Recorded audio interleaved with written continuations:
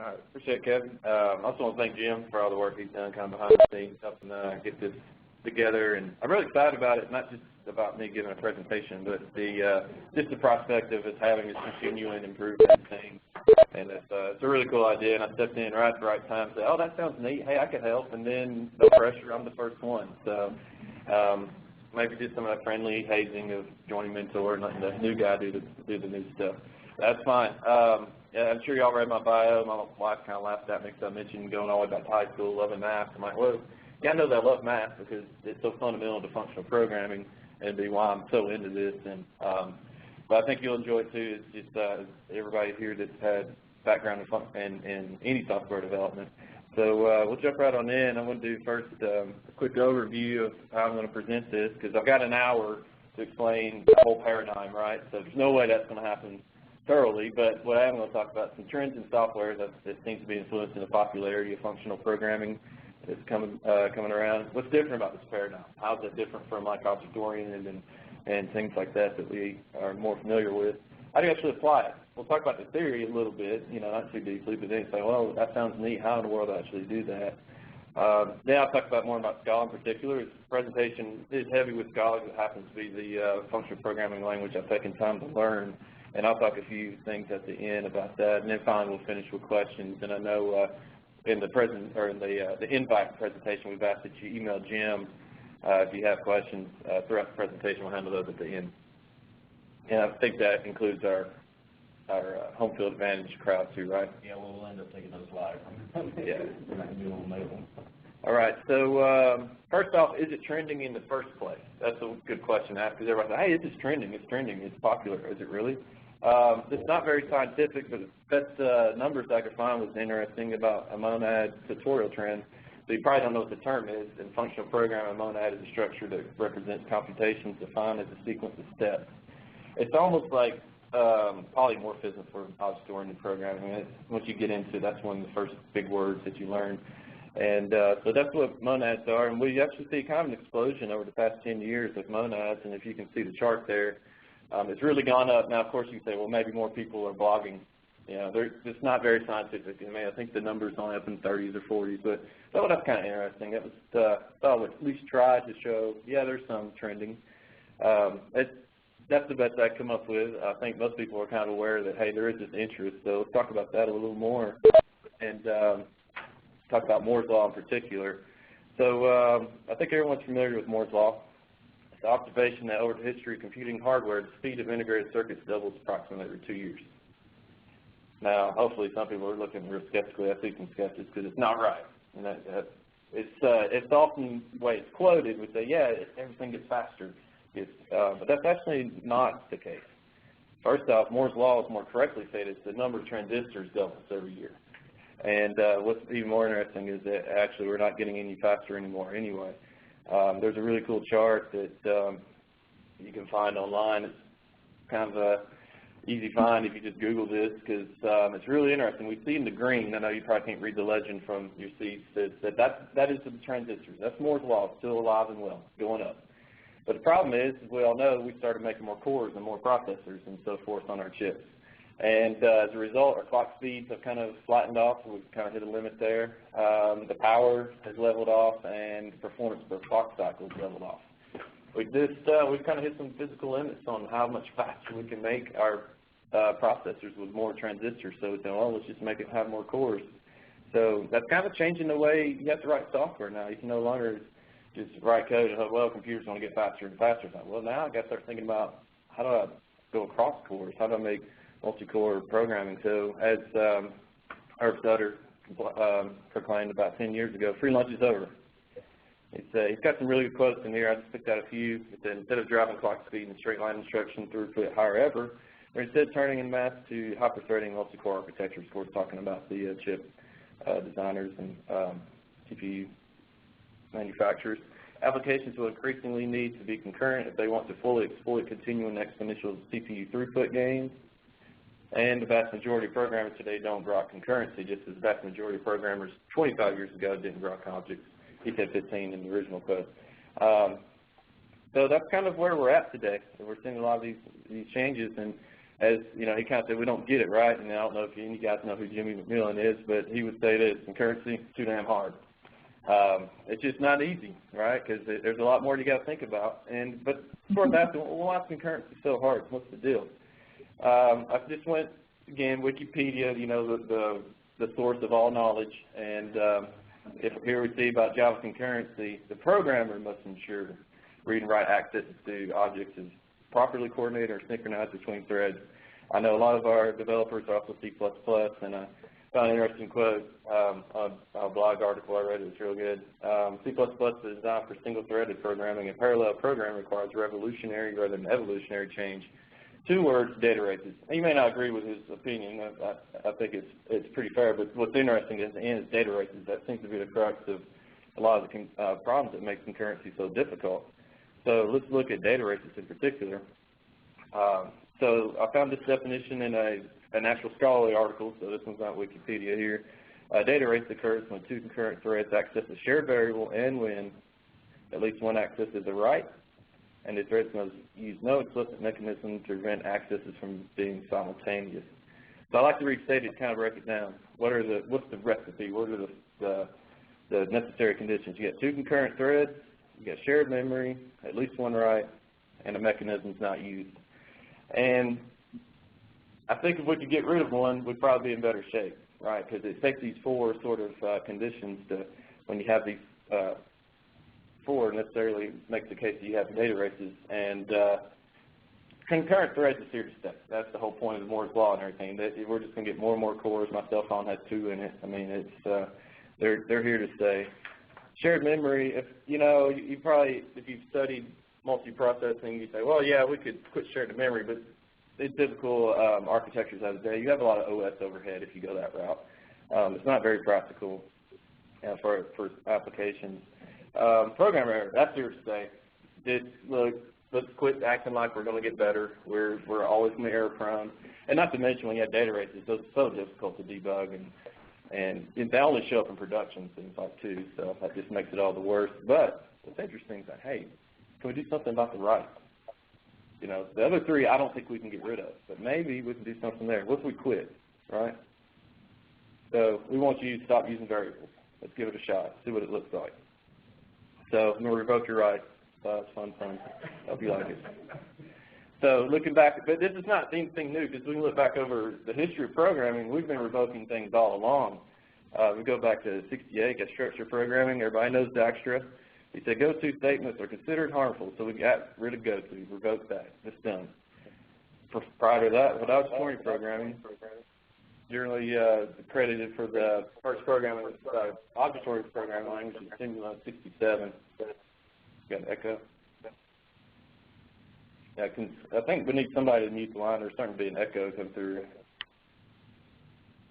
So anyway, we revoked function pointers because then we had, hey, we got polymorphism. You know, we don't need the function pointers anymore.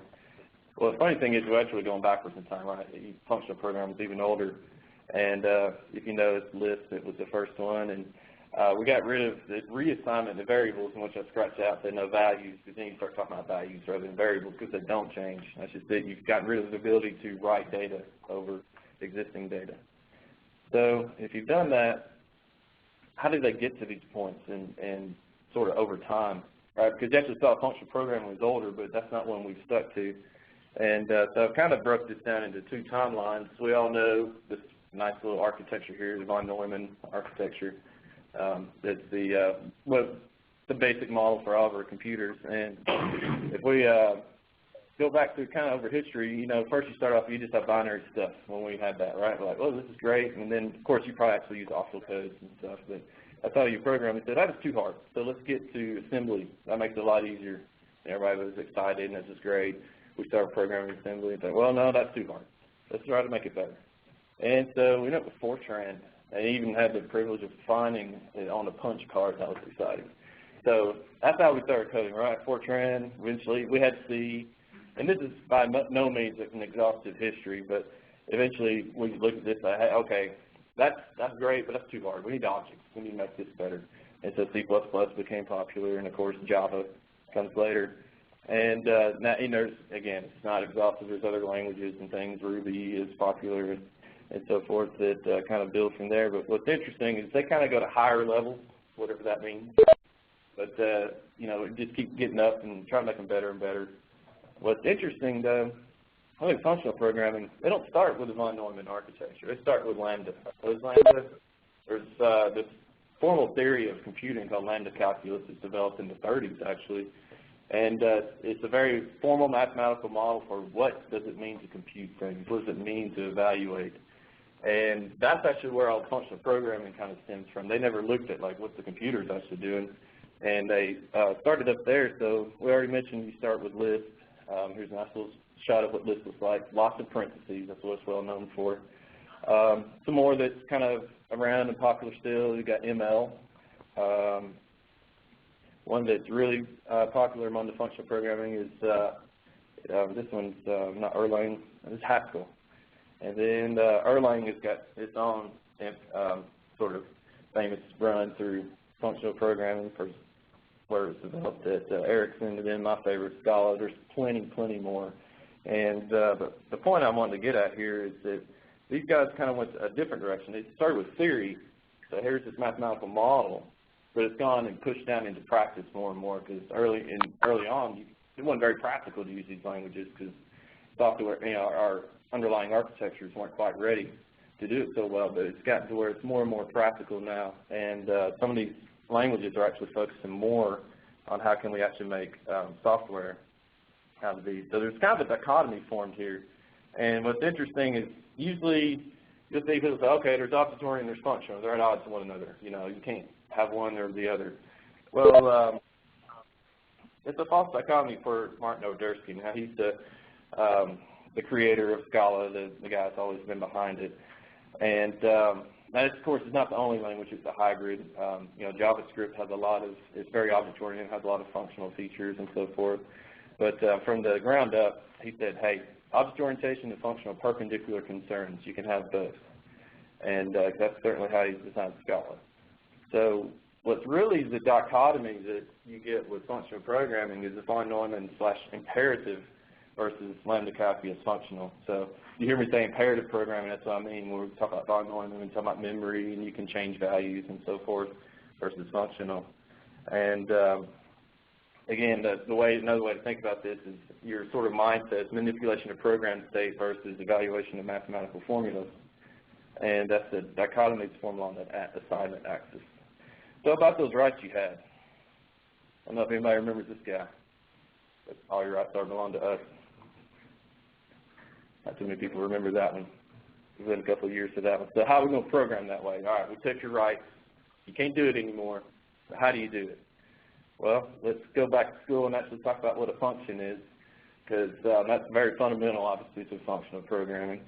And so there's a lot of jargon I'm going to throw at you real quick here, and then I'm going to show more of a visual, so hopefully that'll keep it from being too overwhelming. But the point I want to get at here is a function itself is not something that changes. So here we go. Let's do some math. Given a set S and a set T, a function F is the set of ordered pairs taken from S cross T, where S appears exactly, or S from big S, the set appears exactly once in F. Again, the emphasis here, it's just a set. It's not like this thing that mutates and changes and all that. Some more of the notation. Given that ordered pair, we know that F of S equals T. That's what we're used to seeing, right, when you think of a function. And F says it's a map to S to T, which is, if you actually have studied some discrete math in school, you've probably seen this before, where they call it mapping. They actually prefer the term mapping. And that's important because you'll see it coming up here in a little bit. And what's interesting about this then is given one of these elements of that set, the function f of f is a defined value known as t. And what that actually gives you is this ability to substitute, and they call that referential transparency. And you probably intuitively use this in some of your programs, but the idea is like I can either hard code a string in there, or I can make a static final or const, depending on your language, and set it equal there, and I know those are equivalent. It's just I put it in a nicer place. Well, with functional programming, because of the way there's no program state as another quote variable, and your program evaluations, you can very reliably do this and reason about your programs. So let me give you a little bit of a visual of a function. So you got set S and a set T. Just 1 through 5 is my set S, my set T is letters A through F, and I just map some of them, right? And that's F. F is the arrows, the mapping. And again, get to the notation earlier, it's these ordered pairs, right? If I have 1, I get D, right? If I got 2, you get F. They're all ordered pairs of that cross product. And I can substitute about that referential transparency. Anytime I see F of 1, I can scratch that out and put D. They're equivalent. But what I really want you to think about is identifying immutable state here. Because as programmers, we tend to think, oh, well, it takes 1 and changes it into D. Well, not really. It's a mapping. And it's really a static structure. Even if we start thinking about continuous functions like f of x equals x squared, nice parabola, right? And always think, well, x changes to x squared. Well, really it's just an infinite set of ordered pairs. It's just not a lot more concise to express it as f of x equals x squared. So how do you actually program with only functions? Well, the fun thing is you've probably already been doing it. So if we look at bash, I hope most people here are probably pretty familiar. I've written this little line here. I'm looking for Java files that have the word function in them, and I want to know how many I have. But this is functional programming because the part on the left, the first part, find, is just a function of the current system state, and your file system and the directory you happen to be in, because I'm using dot for my current directory. And it just outputs a list of files, file name strings. And then my xargs and grep, it just takes strings and looks through all the files that's in there and finds the ones that have functions. So it kind of acts as like a filter. It's going to throw out the ones that don't have functions. In a word count, he just gets all these lines and says, well, how many are there? And but there's no state here. It's inherent to this program. This is already a program, right? It's just a one-liner. But there's no, I don't have like this global state and I'm just assigning things and passing along, just invoking functions. And similarly, just if I had like a file called JavaLib, I could have started there. It would be fine because these guys, they only depend on their inputs and outputs. And so we've actually been kind of doing this all along where we don't have this mutable state in between things. What's fun is Excel is actually an excellent example of functional programming, believe it or not. So I'm going to start with a spreadsheet. And this one's kind of fun. I get a lot of comments about this. So what is this spreadsheet? This is one, I don't keep up with it anymore, but I bought a truck. I thought, I don't keep up with the gas mileage. Let's see how bad it is. It's a V8. It can't be good, right? So yes, I bought a truck with 158,000 miles. We'll just go ahead and get that up there. So that's fine. It's a good truck. It's a Ford, right? It should last forever. I should get more life. So I thought, hey, I want to keep up my gas mileage. But the cool thing is this is all functional programming because if we pick one here, so I got 13 miles a gallon, which you notice it got better and better as the stick shifts and I got better at driving the stick. So I should improve my gas mileage by getting used to the gear ratios. But if you look at each time you go through a cell, when you enter it, if you look at the top right, it says f of x equals, well, it's a function. Every one of them is. So this function in particular is all this stuff. Well, let me highlight the cells so you can see a little better. So take my previous odometer reading, subtract it from the current odometer reading, and divide by how many gallons I use, all right, per gallon. Now, using this principle I'm talking about, this referential transparency, you can say, well, it's just as good for me to plug those values in, right? It doesn't matter that I call it C2, which, by the way, the C2 is the function that's constant that always returns that value, right? And but each time you can go along and say, okay, well, now I can evaluate the sum of these two. And now that I have this information, I can evaluate the division. And that's kind of how you actually think through functional programming. You're like, I can evaluate this, and then I can evaluate that, and you just recursively, not really recursive, but continually apply evaluation until you get the final result. And well, let's look at Scala now. How do you start doing functional programming? So we're going to find the roots and zeros of the equation ax squared bx plus c. Everybody remember the quadratic formula? Hopefully it bit into your head so well that 30 years later you still remember it, right? So it's, what, minus b, or b plus or minus square root, whatever. I'm about to show it to you. So I've made an object map for those that aren't familiar with Scala. It means, loosely speaking, it's a singleton. But think of it as a class where I don't have one instance. I'm going to make a method called roots and just keeping it simple, just pass me the coefficients, and I'll go through there and calculate for you. So the discriminant, there is the b squared minus 4ac part, and we'll ahead and do the square root. And then we say, okay, well, one root is where I do minus the discriminant, 5 by 2 times a, then plus the discriminant, and I'll return them as a pair. So hopefully, I've tried to pick something that's at least vaguely familiar to everyone.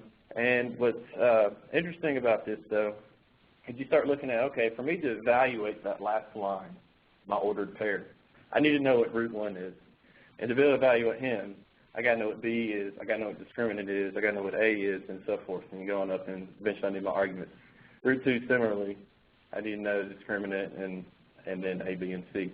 So that gets messy. So let me break it out this way for you and show you something really interesting about it. So if I want to evaluate my ordered pair, I need to know root 1 and root 2. To evaluate those guys, again, I'm going to need discriminant, and I need A and B, and to evaluate my discriminant, I have to have A, B, and C. So what am I doing here? This is, again, if you can fall back to your college days and discrete math, this is called a partial ordering. And but what's important is a graph. It's a directed graph. All the arrows sort of go up. I'll use that term very loosely. But what's very interesting is we can learn something about this. You can use formal mathematics to describe your program, and then by doing cycle detection or whatever, you can find places in your code that can be parallelized. Because you can kind of intuitively look at these two pieces. I can evaluate root 2 first or root 1. Doesn't matter. Now, I'm not saying that the Scala Scala compiler, Java runtime, or anything like that is going to do this for you. But the idea is when you're using functional programming, because of its roots, no pun intended, in math, you can actually write software, whatever, to reason about your software. And that's one of the real powerful things of functional programming, just the ability to reason about your program in such a way you can find interesting parts about your application like this. But sometimes you've got to have variables, right? I mean, you can't always program without them. So let me take a nice example. And I'm going to use Java because it's the language I know best. So I'm going to produce the first 12 even natural numbers. So create a class called evens Java. Got a public method here, so return the list of the first 25. So, whoops, it just says squares. I changed my slides at some point. So I pretend that says evens. And so I'm going to go through a loop, right, and add these I to 1 to 25, double them, put them in my squares, the misnamed array list. But false, you don't have to do it this way, right? Let me just to be clear, I've got two variables here, right? My squares list is growing, right? So he can change, and I'm using I as a iterator. And each time that loop goes through, I gets reassigned in memory to a new value. Well, you don't have to, at least not in this case. Let's take a look at how you can do this in Scala. So it's a one-liner, but let me help you kind of walk through it. Again, it's object, just think of it singleton, extends app, so you could actually run this if you wanted. And so first 25, what I do, give me the numbers 1 to 25 in an array. That's what this expression means. And call map, remember I told you map is function? So it says apply this function to my array. So f of I equals I times 2. That's why you can think of this. And I know a lot of times folks are looking and say, well, it's still got I, right? It still has this variable. But it's more like a mathematical expression where I was talking about like your parabola, f of x equals x squared. X isn't like mutating through that. It's just this huge set of infinite set where everybody's mapped to their square. Well, here it's the same idea. I'm just telling the compiler, well, I just want them to be doubled. It's kind of like in physics or astrophysics, it's about the redshift of the universe expanding. You just take your values and shift them. So I'm just going to take them and just double all of them. But I'm not actually doing a loop. Each time when I calculate 2, it comes out to 4, or 3 comes out to 6. It doesn't matter if I've done the one previous. I could do it backwards. What I'm saying is substitute 25 for I, double it. And that's where that's actually the fundamental of lambda expressions. And there's actually a shorthand we can use, which is kind of interesting. I don't even have to give it the name I. I can just say, hey, for everything in there, underscore is like an anonymous parameter. Just double it, right? Because that's all I'm trying to tell the Scala compiler. I just want to double the things in there. But because, again, talking about the way you can evaluate these things, I can actually say do it in parallel. That's all I have to do. Take my array, return the parallel array, and do the math. Now, of course, this would be horribly inefficient because it's doubling, but just to kind of show you the power of the language when you're starting to use some functional programming paradigms here. Let's look at another one, factorial. This is classic. If you've ever been interviewed by me, and I don't think I've interviewed anybody here, I usually ask, this is my go-to coding question, show me factorial. Well, we'll do it again in Java. Now, this is the one that no one ever does. No one ever gives me the loop. That's fine. But that's one way we can implement, just like we had this the previous problem we did. First, throw out the negatives, right? You can't take negative factorial.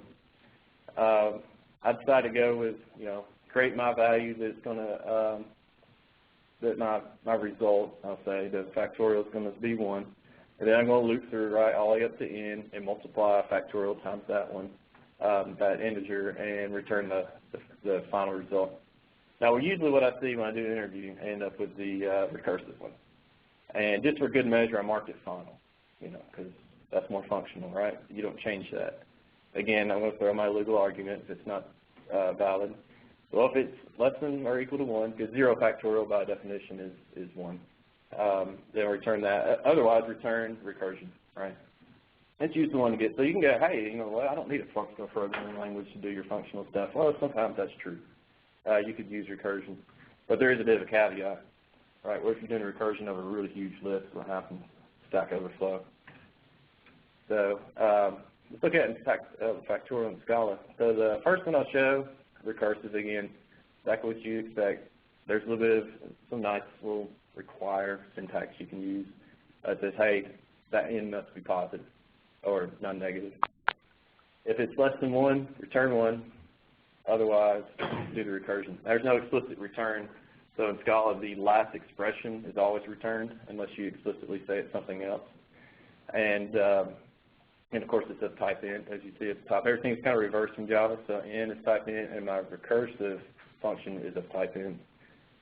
The cool thing is, you have to get some more ways you can do this because it's so common to use recursion in functional programming languages, is that I can do what's called a reduction. So again, check require that my n is positive, and wham, one-liner. Okay, so you're not going to get it at first, right, because it's some new ideas. But 1 to n, I'm going to do the same trick as last time. Give me the array containing 1 to n. And without explaining that, if you look on the right, I'm going to multiply them together, right? 'Cause that's what factorial does. Take the first 2, multiply them. Take the third one, multiply it to that. Take the fourth one, multiply it to that fifth one. Well, that's what reduce does, is that it applies a binary operator across your collection. Take the first 2, apply that. Take the result, apply it to the third one. Take the result, apply it to the fourth one. And I thought, well, let's use multiplication. That's what's going on there in this whole option get or else, because if I put 0, 1 to 0 is a non-existent array, so you can't actually do a reduction. But again, my point here is not for you to understand, all right, I can functional program today, but you can do a lot of this stuff in one line. It's just, there's just new constructs you get to work with when you're doing working with functions. So this is a really fun one, first n prime. So the last couple has been easy, right? So well, of course you can do that. You know you need 1 to 25 to calculate your first 25, or if you're going to do factorial, you go 1 to n. Well, if you want your first prime, I mean, how many integers do you pull to get the first 10 primes? You don't really know. You start, well, I got 2, 3, 5, 7. Well, 9's no good, throw him out. 11. You don't know how many to pick and choose from to get there. So I'll very quickly go through Java, if you can even see it, because it takes a lot of code to do this problem, unfortunately. So I've made a function, well, a method called first. All right, I'm going to store my primes in this list here. And I'm going to go from 2. Again, 1 is by definition not prime.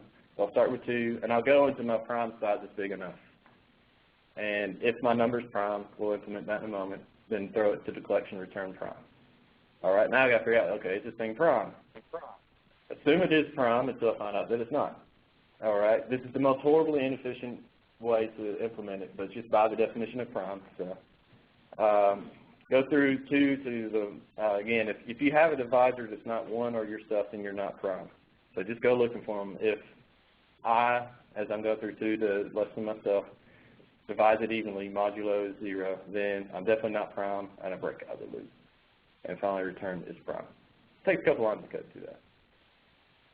We can do it in Scala a lot less code. So it's nice and zoomed in so you can see it. All right, first I'll say, here's how you do it. It's prime.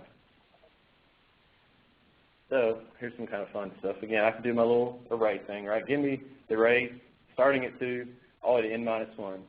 And if you remember from your prepositional logic, where you say for all or for each, or there exists and everything. So this is a Boolean expression. So my is prime is Boolean, right? It's either true or false. And I hadn't talked about the type system yet, but it uses type inference. Because for all is a type Boolean, and that's what my function equals, then it knows, therefore, my function is also a type Boolean. So you can conveniently leave things out. So for all of those integers,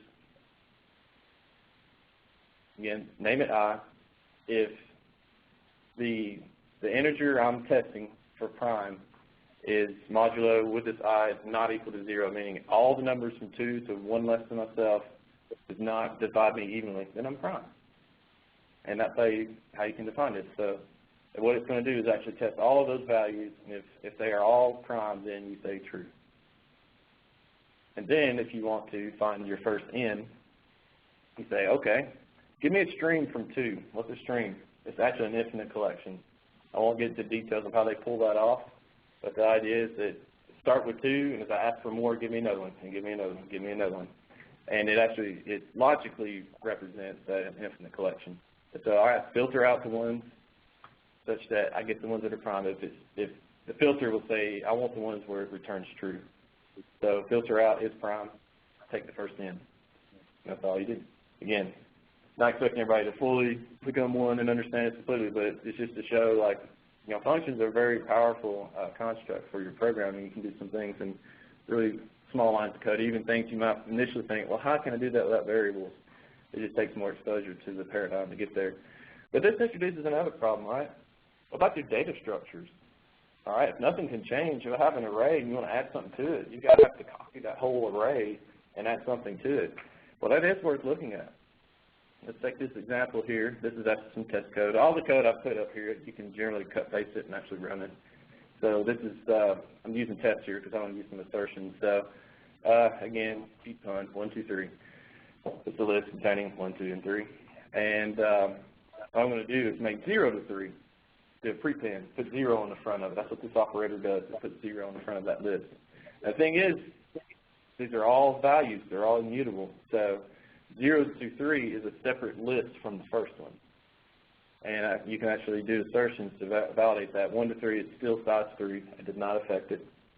The new one is the size 4, and they're certainly not equal to one another. They're two separate collections. But you got to be thinking, isn't that like woefully inefficient? Well, list is a linked list. I didn't tell you that. And so if you look at 1, 2, 3 as a linked list, it looks like this in memory. And we have this reference to it, right? And then when I go and prepend, put 0 on the front, well, I can actually pull off a neat little trick. I'll just reuse the whole array because I can't change these values. They're all immutable. So if it's already immutable, I'll just put 1 on the front. 1 to 3 never knows it exists, and I've got both arrays in the same place in memory. Now, of course, there's tons of other data structures, how you do them all. They found clever ways to do it, but this is the simplest example I can kind of show how they pull this kind of stuff off. So this is where they've gone from the theoretical to the practical. They've worried about these problems in some of the newer functional programming languages. And so, again, why am I using Scala for all these examples, I guess?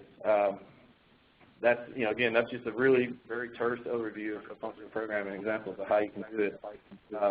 This is to say, hey, what's interesting about Scala in particular, and why would I use that?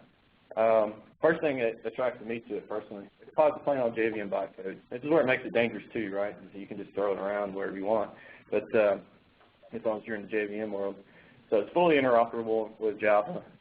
You can leverage all your solid Java technologies like Tomcat and things like that. You don't have to start over, of course. Therefore, it's also platform independent. What's a lot of fun is this multi-paradigm. I already talked about that a little bit. It's object-oriented and functional. It's arguably more object-oriented than Java does. Because there's, the academics always go, well, Java, they have primitives, right? Well, Scala doesn't. I said, yeah, you're right. Primitives are not objects. That's not okay. If you're object-oriented, everything's an object. So got rid of the primitives, got rid of static, don't need it. Multiple inheritance you actually get too, which is interesting. Some people cringe at that a little bit. It's very similar to what's coming in Java 8. So if you're in the Java world and you think multiple inheritance is evil, too bad, it's coming. Java 8's got it. The default methods for interfaces. It's very similar to that in Scala. Even the functions are objects. You can just throw objects around, so you can throw functions around. You can take a function, make it, it's an object, and add methods to it. Kind of like JavaScript almost, right? You can start throwing stuff on it. It's idiomatically functional, but not strictly. You can actually declare a var. This is where the functional people say, oh, Scala is terrible, it's not purely functional, and they throw it out.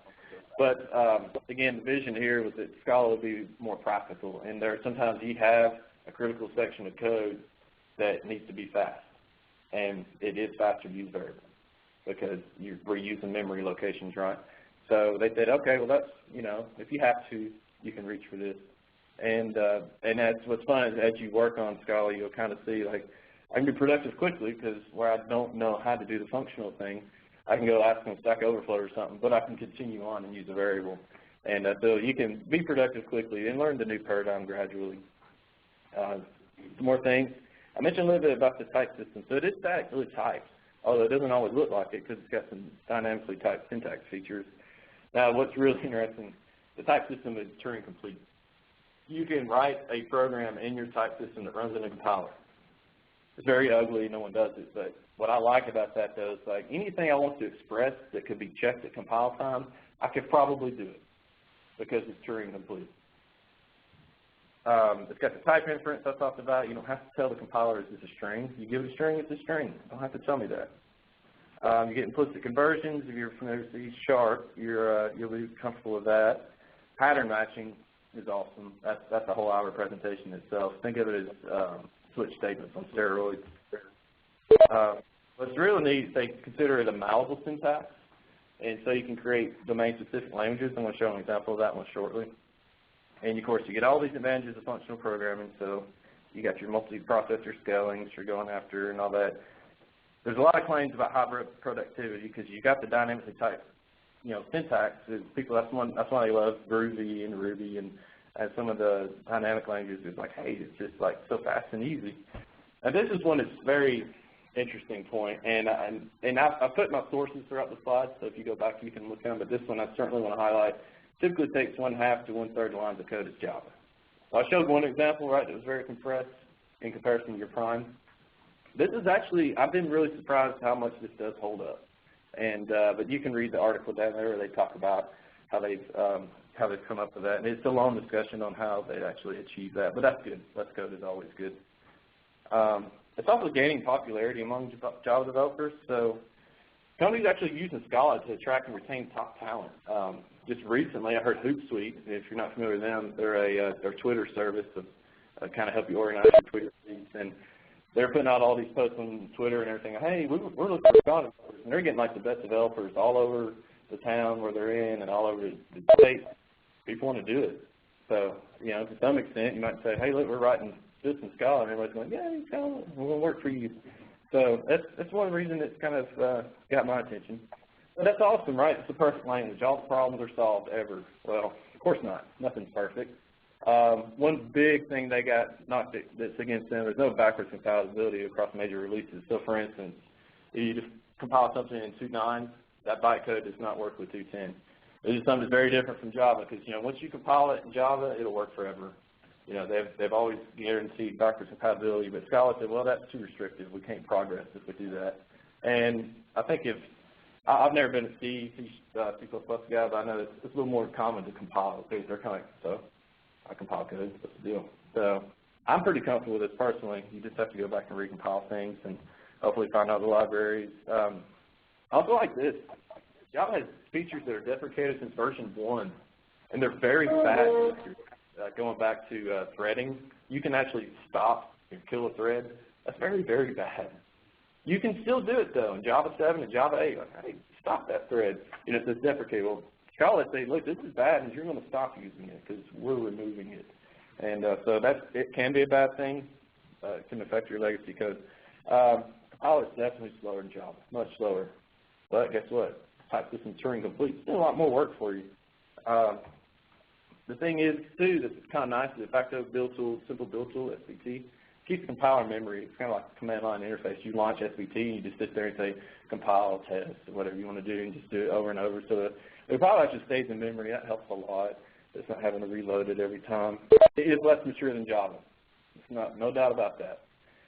So some of the tooling isn't as stable or isn't as complete. Like you can get, for instance, awesome code coverage tools for Java, and you get choices, right? I mean, some of us have discussed their choices, like, hey, do I pick this one? Do I pick that one? With Scala, it's like, oh, good, there is one. I can't believe it, because it's, it's considerably newer. Also, Eclipse and some of your tooling like that isn't as stable or as nice as it is for Java. But I do want to address the maturity thing, because I don't know, if some of you guys probably, you go back before me, because I'm still a young guy, but Java had a long time reputation. It's too slow, you can't use it. And okay, sure, there's still some application. It's not the right tool to use, and that's always going to be the case. But yeah, Java 1 was really slow. Like, I didn't use it. I mean, it predates my programming time, but it really was. But it's interesting because a year later, Java's slow. 2 years later, yeah, man, Java's slow. No one does that. 5 years later, nah, you can't use Java. It's slow.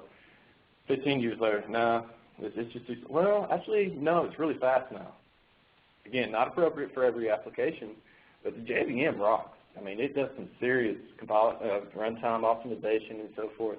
And so I just want to put it out there. Yeah, Scala's new, but let's look at how new it is, really. And because I would think it's dangerous to say, oh, it's immature, and then always say it's immature when it might actually be something we need to look at. So all that to say, let's look at the timeline. 1995, Java 1 was released by Sun. At this same time, Odersky, who I mentioned earlier, came up with Scala. He began his work on a functional programming language targeting JVM. He worked on this for years. The stuff he worked on, it wasn't him by himself. I don't want to act like that. But it actually eventually led to the Java 5 generics that came out later, which is pretty cool. So he's always been heavily involved in Java. But he started Scala from scratch. He said there's just too many restrictions imposed by Java. When he's trying to figure out how to do generics, it's like the syntax is already so not malleable. He really likes malleable languages and syntax. So he said, I'm just going to start Scala, forget it. 2 years later, he released the first version of Scala. A year later, Java 5 is released. Now, this is an interesting point because here Java is 9 years old. Adoption is full bore, enterprise adoption is on. It's in the universities. This is around the same. This is when I actually took my Java class as a young undergrad. To date myself a little bit, and but it was already adopted. It was coming along. It was just 10 years old at the time. A couple years later, Scala 2 is released. Now, what's really interesting, 2011 comes around. I noticed Java was released by Sun. Scala was just released by some dude named Odersky in a community that likes it. Well, now there's actually a company behind it starting in 2011, TypeSafe. And it's there for commercial support, training, and services for using Scala. So as far as that goes, Sun was always behind Java, and there was always a lot more money and everything behind it. Scala is just now beginning to enjoy that benefit. Another thing I don't want you to miss about 2011, Java 7 is released, and JVM includes invoke dynamic. And then I've talked to some of you about that prior to this. And so if you have no idea what it is, that's fine. But there's actually, invoke dynamic is an opcode that you can use on the JVM that Java does not use. You cannot compile any Java source to produce invoke dynamic. That's important because the JVM recognizes the people who actually developed JVM that we're not the only language on it anymore. And so invoke dynamic there for JRuby and a bunch of, and Groovy, the dynamic programming languages. Scala could take advantage of it some ways, but they haven't yet. It's really more for the dynamically typed languages. But I just want to put that out there because even the JVM recognizes that Java will not be the only language that runs on the JVM, and they're beginning to make changes to support these other languages. So, there are some who say that the legacy of Java is not going to be the language with the JVM, and we're starting to see they might be right. That might be what happens. So the thing is, I can say all this stuff about how cool it is and how much I like it and give some caveats, but does it actually work? Is anybody really using it? Now, I'm curious if anybody recognizes this, because this is definitely what I wanted to highlight is, and this is their biggest success, right? Well, not this. This is not the success. Sorry.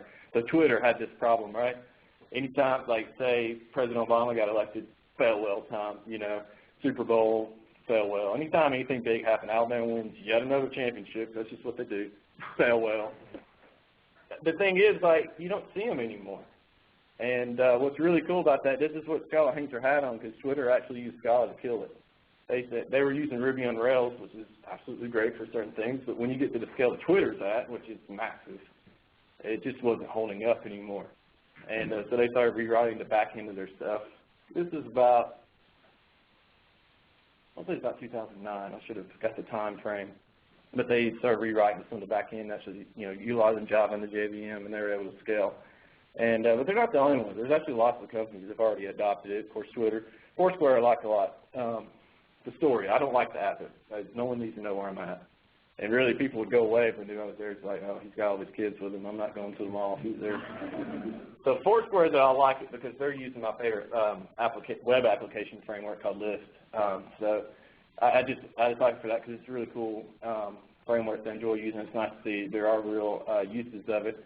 But yeah, all of these are customer, or either I know for a fact they're using it, or they're customers of TypeSafe, which I guess means they might be using it. But it's pretty interesting, though, that some of the stories you'll read about how they were struggling with, you know, different aspects of scaling and everything, and they decided to go with Scala. I don't want to, like, and as Jeff pointed out, it's pretty good, but I don't want to, like, show you the candy store and say, well, you can't have any, get out of here, right? Maybe there are ways we can use it. Those just find problems where Scala's a great fit.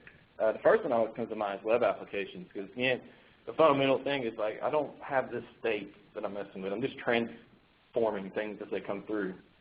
Well, that's what a web application does, right? You've got your database. There's your state.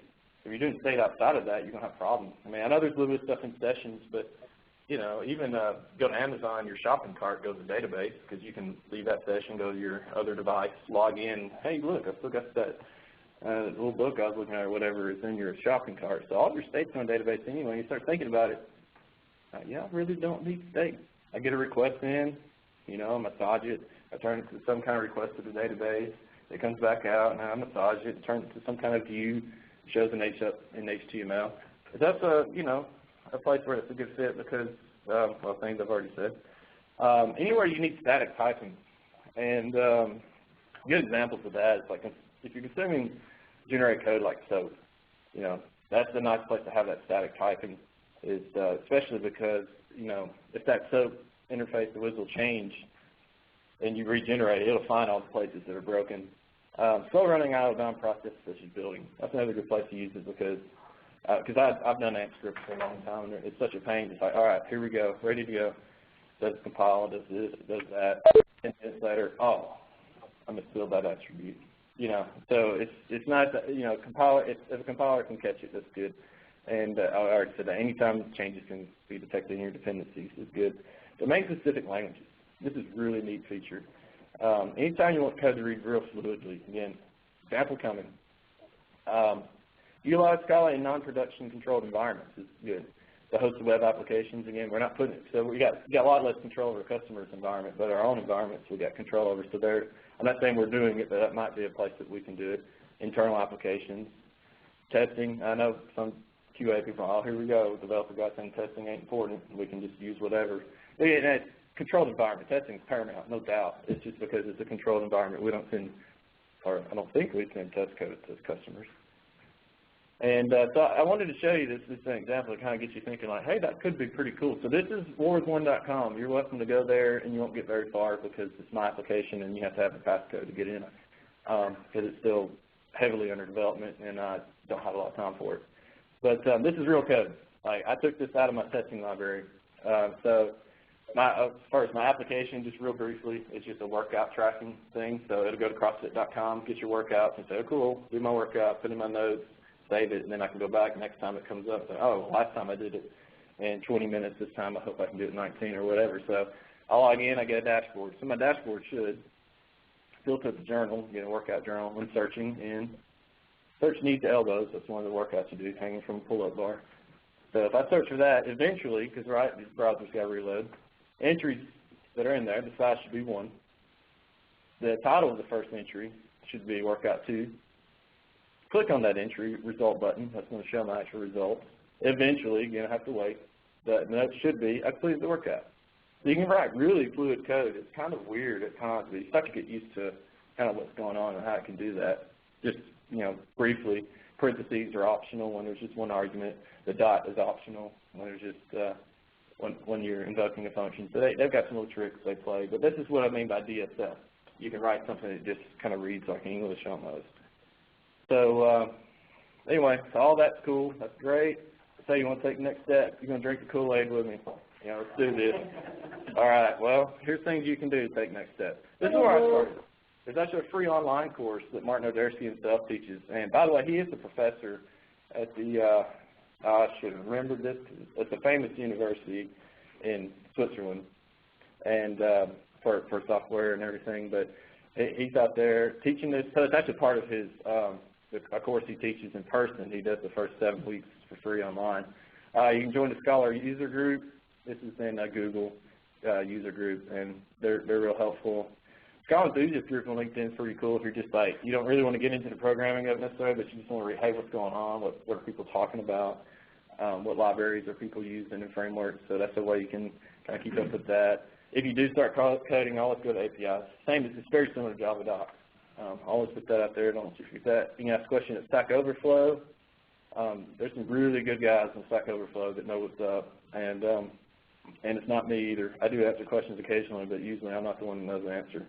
You can email me if you want to. Maybe we can start a user group or something. I don't know what the interest level is, but or user groups, whatever that may be.